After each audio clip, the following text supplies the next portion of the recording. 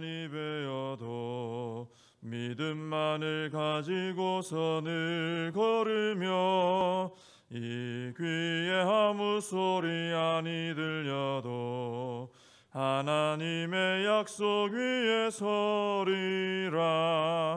걸어가세 믿음 위에 서서 나가세 나가세 의심 버리고 걸어가세 믿음 위에 서서 눈과 귀에 아무 증거 없어도 이 눈이 보기에는 어떠하든지 이미 얻은 증거대로 늘 믿으며 이 맘에 의심 없이 살아갈 때에 우리 소원 주 안에서 이루리.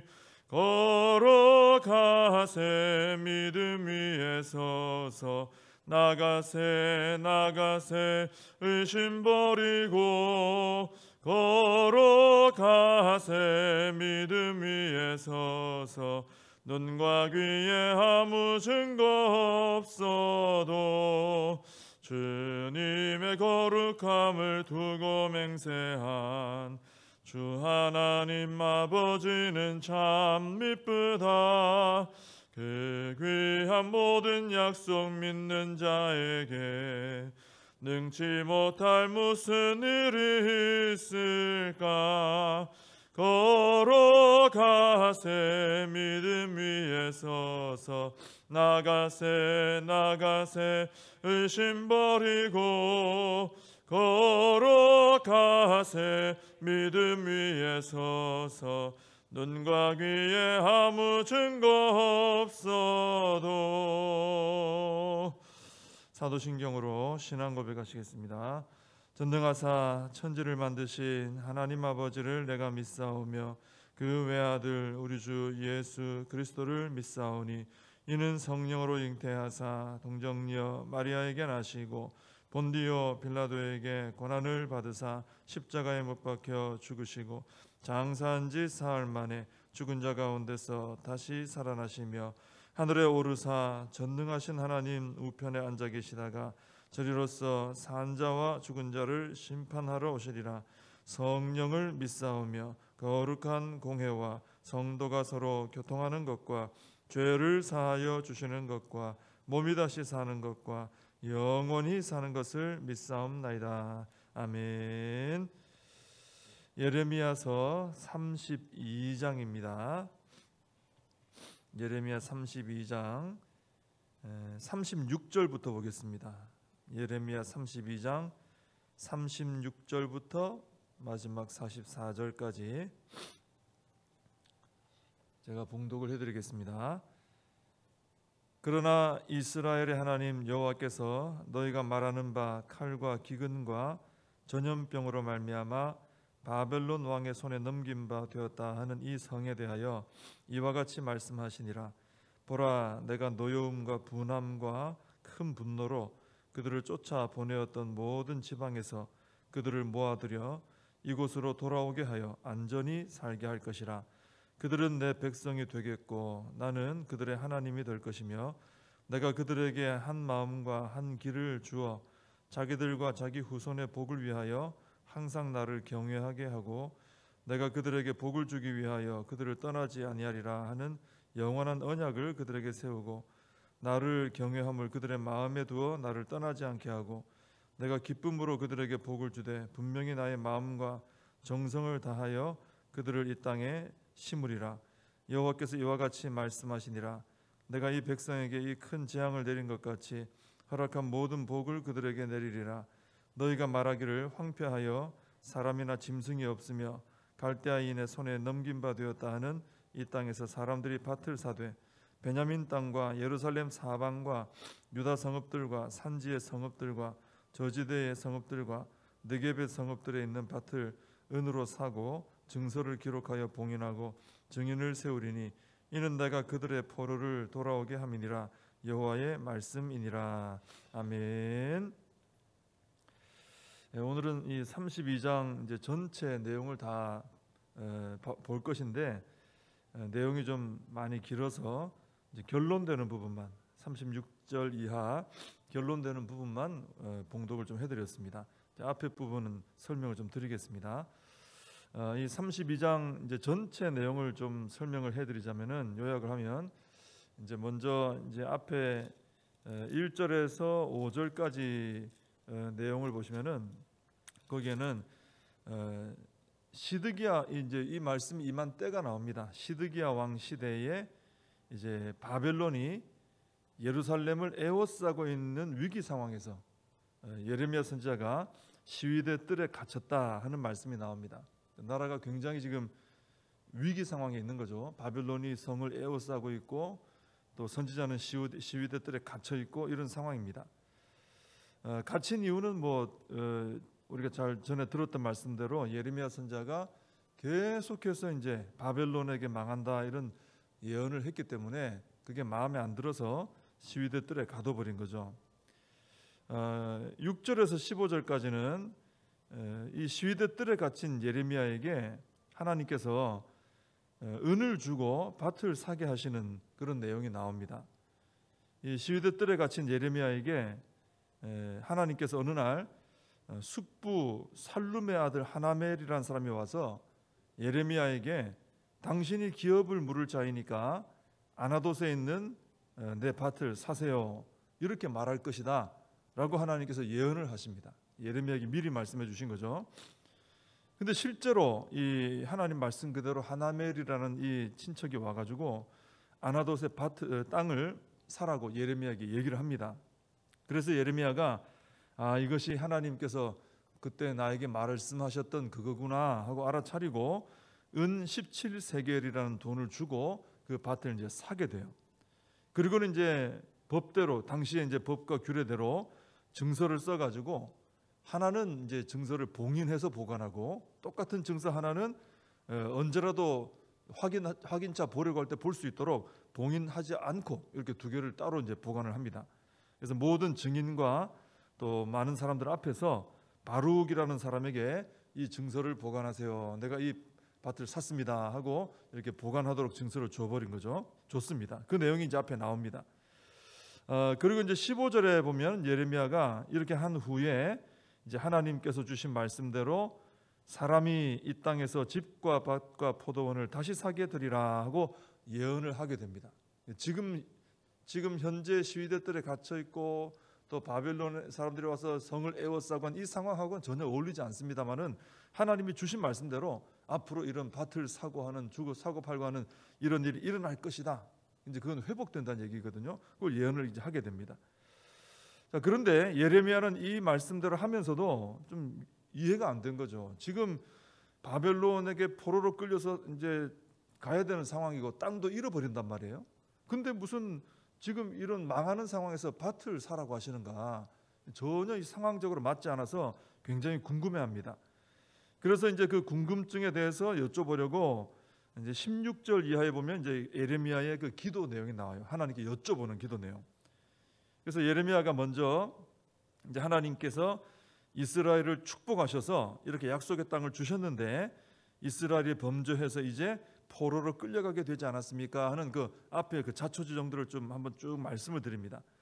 그러면서 25절에서 이제 이렇게 바벨론 손에 이 땅이 넘어갈 거 아닙니까? 이 포로로 다 끌려갈 거 아닙니까? 근데 왜 저에게 이렇게 지금 이제 이 시점에서 은을 주고 밭을 사게 하십니까? 왜 그러십니까? 하고 이제 여쭤보게 되는 거죠. 그 예레미야의 기도에 대해서 이제 하나님께서는 26절 이하에서 응답을 이제 해주십니다. 하나님께서는 먼저 이제 왜 이스라엘이 심판을 받고 포로로 끌려가는지 이유를 설명합니다. 다시 한번 얘기하시는 거죠. 그 이유는 백성들의 지속적인 죄악 때문이다. 이제 그 얘기를 하십니다. 그러면서 33절에 보면은 이제 33절을 한번 보셔도 좋겠습니다. 33절에 보시면은 그 하반절에 보시면은 내가 그들을 가르치되 끊임없이 가르쳤는데도 그들이 교훈을 듣지 아니하며 받지 아니하고 이렇게 말씀을 하십니다. 이 태도 때문에 심판이 임한다는 거죠. 하나님은 한 번 죄지었다고 멸망 이렇게 하지는 않는 거죠. 계속해서 유다는 지금 아주 오랫동안 지금 동일한 죄를, 하나님을 거역하고 말씀을 거역하는, 안 듣는 불순종과 우상숭배, 지속적으로 아무리 말해도 안 듣고 있는 거예요. 어쩔 수 없이 지금 심판을 해야 되는 상황인 거죠. 특히 그들의 죄악된 모습에 대해서 그 33절 그 상반절에 보시면 그들이 등을 내게로 돌리고 얼굴을 내게로 향하지 아니하며 이런 표현을 하십니다. 그러니까 죄라는 것은 하나님께 등 돌리는 행위다, 이렇게 하나님은 말씀하시는 거예요. 나에게 등을 돌리는 게 죄 짓는 거다. 그러니까 하나님은 빛이시잖아요. 그러니까 하나님께 등을 돌리면 어떻게 되겠습니까? 그 등 돌린 사람은 평생 자기 그림자만 보고 살아가는 거죠. 뒤에 계신 하나님, 빛이신 하나님을 바라봐야 되는데 하나님께 등을 돌려버리니까 뒤에서 태양이 비치면 앞에 내 그림자밖에 안 보이잖아요. 그러니까 그 죄짓고 하나님께 등 돌린 인생은 자기 그림자만 보며 사는 인생이 된다, 이렇게 말할 수 있습니다. 그러니까 굉장히 인생이 두렵고 공허함 가운데 빠질 수밖에 없는 것이죠. 그래서 죄인들은 그 두려움과 공허함을 채우기 위해서 자꾸 헛된 것을 추구하고 우상 숭배를 하고 뭔가 채워야 되니까요. 텅 비어 있으니까 하나님으로 채워야 되는데 하나님을 등져버리니까 어둡고 그늘지고 텅 비어버리는 거죠. 그러니까 자꾸 우상 숭배하고 헛된 걸 추구하고 욕심을 부리고 이렇게 되는 것입니다. 계속해서 죄악 속으로 빠져들어가는 그런 악순환을 경험하게 되는 것이죠. 하나님을 등진 죄인의 살아가는 삶이 그렇습니다. 그래서 하나님 등지고 점점 어둠 속으로 걸어 들어가는 죄인들에게는 사실 소망이 없어요. 완전 방향이 틀어져 버렸으니까 소망의 빛으로 나가는 게 아니라 절망으로 나가기 때문에 소망이 없는 것이죠. 근데 딱 하나 죄인들이 기대할 수 있는 유일한 소망이 뭐냐 하면은 하나님의 은혜와 사랑입니다. 하나님의 은혜와 사랑 아니고는 죄인들이 의지할 수 있는 소망의 기둥이 없는 거죠. 그래서 하나님께서 죄인들을 긍휼히 여겨 주실 때 죄인들은 다시 소망을 가지고 회복될 수 있다라는 것입니다. 바로 그것에 대해서 하나님께서 말씀하시는 내용이 오늘 봉독해드린 36절 이하의 말씀에 이제 나오고 있는 것입니다. 하나님만이 유일한 소망이다 하는 그런 내용이죠. 36절 이하에 보면은 이제 포로로 끌려가게 하신 그 백성을 다시 회복시킨다 하는 그런 내용으로 가득한데요.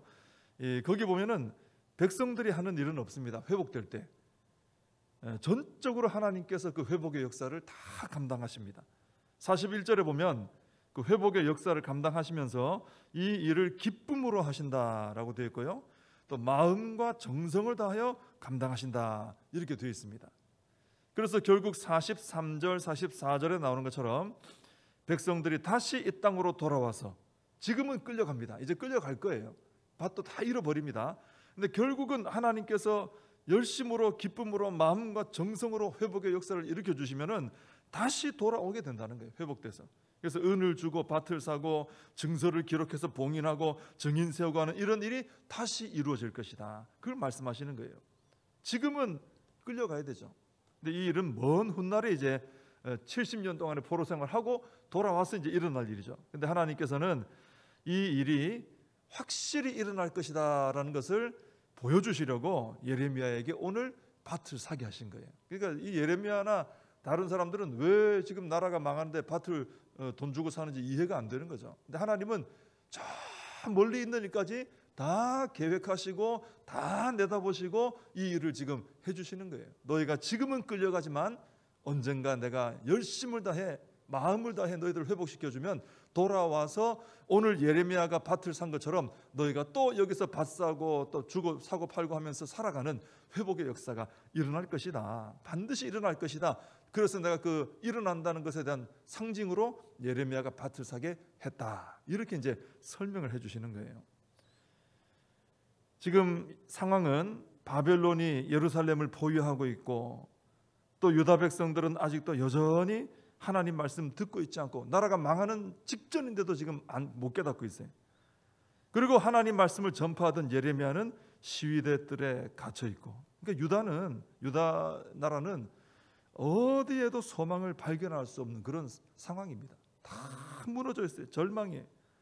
근데 이렇게 절망적인 상황에서도 하나님을 바라보고 있던 예레미야에게는 하나님의 소망의 약속이 임했고 앞으로 이루어질 회복의 역사를 미리 경험할 수 있는 은혜가 임했다라는 것입니다. 그래서 예레미야 선지자가 절망적 상황 속에서도 희망을 노래할 수 있었다라는 것이죠. 그래서 이 말씀을 통해 우리는 무슨 교훈을 받느냐 하면은 어디에서도 희망을 찾아보기 어려운 그런 형편이 되더라도 하나님과의 연결고리가 끊어지지 않고 있으면 그 사람에게는 하늘의 소망이 부어진다라는 것입니다. 우리의 유일한 소망은 하나님 아버지밖에 없다는 것이죠. 아무리 다 무너져도 모든 것이 절망적이고 소망이 없어도 우리가 하나님을 바라보고 하나님과의 관계끈을 잘 연결하고 있으면 하나님께서는 우리에게 소망의 그런 놀라운 약속을 해주신다라는 것입니다. 그래서 우리 요즘에 뭐 계속 2년 동안 코로나로 인해서 얼마나 모든 것이 참 답답하고 또 절망적이고 어떤 희망을 노래하기에는 막 지쳐버린 이런 때 아니겠습니까? 다 그렇죠. 전 세계가 그렇고 우리 한 사람 한 사람도 그렇습니다. 이런 때일수록 우리가 예레미야 같은 한 마음을 품었으면 좋겠어요. 예레미야가 하나님 말씀 열심히 했지만 아무도 안 듣고 바벨론이 지금 밖에 포위하고 있는 건 보이고 자기는 열심히 전하다 시위대들에 갇혀 있고 이런 상황인데 얼마나 절망적입니까? 근데도 하나님을 향한 눈을 들었더니 하나님이 소망을 부어주시고 약속을 부어주신 것, 이것을 우리가 좀 바라보면서 그래, 지금 이렇게 참 어려울 때지만 이럴수록 내가 더 사람이나 어떤 다른 것을 바라볼 것이 아니라 하나님께 더 매달려서 하나님이 주시는 그 소망의 약속 붙들고 내가 승리해야지, 이 마음을 가지고 신앙생활 하심으로 이겨내시는, 극복하시는 우리 성도님들 되시기를 바랍니다. 기도하겠습니다. 하나님 아버지, 아무리 소망이 없는 절망적 상황이 되어도 하나님 아버지 바라보고 의지하는 사람에게는 하나님께서 주시는 소망의 약속이 임하게 되는 줄로 믿습니다. 저희들은 미리 내다볼 수 없지만 하나님께서는 이미 다 모든 것을 내다보고 계시기 때문에 사방팔방으로 우겨쌈을 당하고 빠져나갈 길이 없다 싶은 그런 상황이라 해도 우리 하나님께는 길이 보이고 그 길을 향해 우리를 인도해 주실 능력이 하나님께 있는 줄로 믿습니다. 우리 하나님을 바라보고 의지하면서 우리 하나님 주시는 소망을 마음에 품고 믿음으로 승리하며 살아가는 저희들이 되게 하여 주시옵소서. 예수님의 이름으로 기도하옵나이다. 아멘. 주님 가르쳐 주신 기도로 예배를 마칩니다. 하늘에 계신 우리 아버지여, 이름이 거룩히 여김을 받으시오며 나라의 임하옵시며 뜻이 하늘에서 이룬 것 같이 땅에서도 이루어지이다. 오늘날 우리에게 일용할 양식을 주옵시고 우리가 우리에게 죄진 자를 사하여 준 것 같이 우리 죄를 사하여 주옵시고 우리를 시험에 들게 하지 마옵시고 다만 악에서 구하옵소서. 대개 나라와 권세와 영광이 아버지께 영원히 있사옵나이다. 아멘. 오늘 말씀 붙들고 함께 기도하시고 이 나라와 민족을 위하여 코로나 사태가 속히 해결될 수 있도록 기도하시고 교회와 다음 세대 우리 사명 붙들고 함께 기도하겠습니다.